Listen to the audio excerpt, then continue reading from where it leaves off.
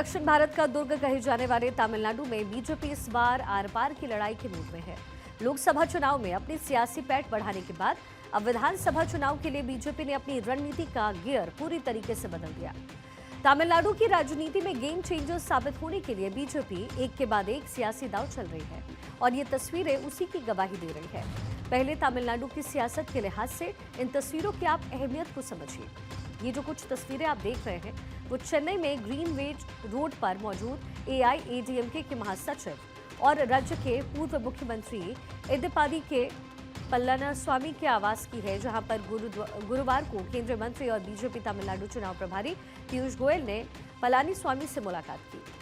24 घंटे पहले ही तमिलनाडु की सियासत से बीजेपी के लिए बेहद संतोषजनक खबर भी आई थी, जब दिनाकरन की पार्टी एएमएमके ने एनडीए में वापसी की और अब एआईएडीएमके महासचिव पलानीस्वामी ने के साथ पीयूष गोयल की मुलाकात से ये पूरी तरीके से स्पष्ट होता है कि बीजेपी मिशन साउथ को लेकर पूरी तरीके से फोकस्ड है। पलानीस्वामी ने अपने आवास पर पीयूष गोयल का स्वागत किया और पीयूष गोयल ने भी इसे लेकर के आभार व्यक्त किया है। पीयूष गोयल ने इस मुलाकात को लेकर के क्या कहा, पहले आपको वो दिखाते हैं, फिर इस पूरी मुलाकात के सियासी समीकरण को समझने की कोशिश करेंगे।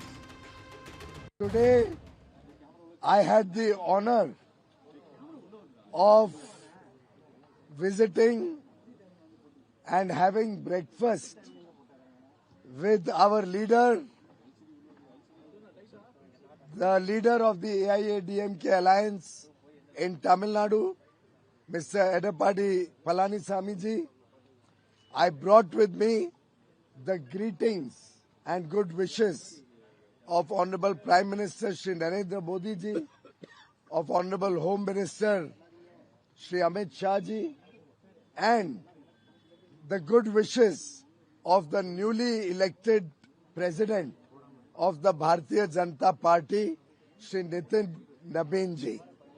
I am confident that under the leadership and guidance of Prime Minister Shri Narendra Modi ji at the center and Thiru Palaniswamy ji in Tamil Nadu, the NDA alliance will completely throw out the DMK government, the corrupt, incompetent, compromised and anti-development government of DMK is certainly going to lose this election.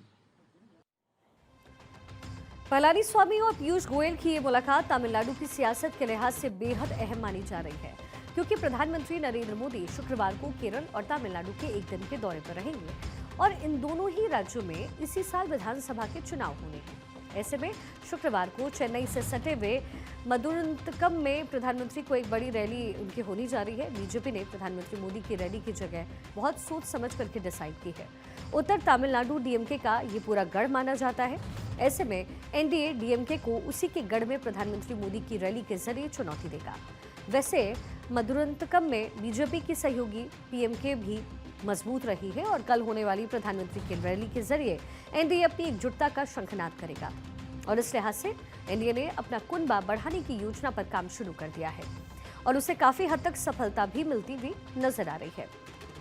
इस rally में NDA की एकजुटता का प्रदर्शन किया जा रहा है। इस लिहाज से प्रधानमंत्री की रैली से पहले एनडीए को तब बड़ी ताकत मिली जब एएमएमके प्रमुख टीटीवी दिनाकरन ने राज्य के बीजेपी प्रभारी और केंद्रीय मंत्री पीयूष गोयल से बुधवार को मुलाकात कर एनडीए में वापसी की घोषणा की और अब गोयल ने एआईएडीएम के महासचिव पलानीस्वामी से ब्रेकफास्ट पर मुलाकात कर दोनों पार्टियों के बीच में गठबंधन को लेकर के तमाम सियासी अटकलों को भी विराम दे दिया है।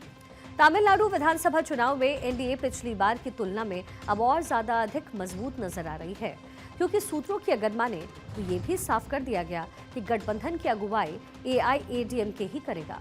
शुक्रवार को प्रधानमंत्री मोदी की रैली में मंच पर राज्य एनडीए के सभी शीर्ष नेता नजर आएंगे।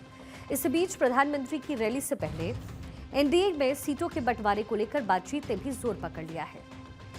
एनडीए नेतृत्व चाहता है कि रैली के मंच से एकजुट और मजबूत गठबंधन की तस्वीर देश और खासकर तमिलनाडु के मतदाताओं के सामने आ जाए।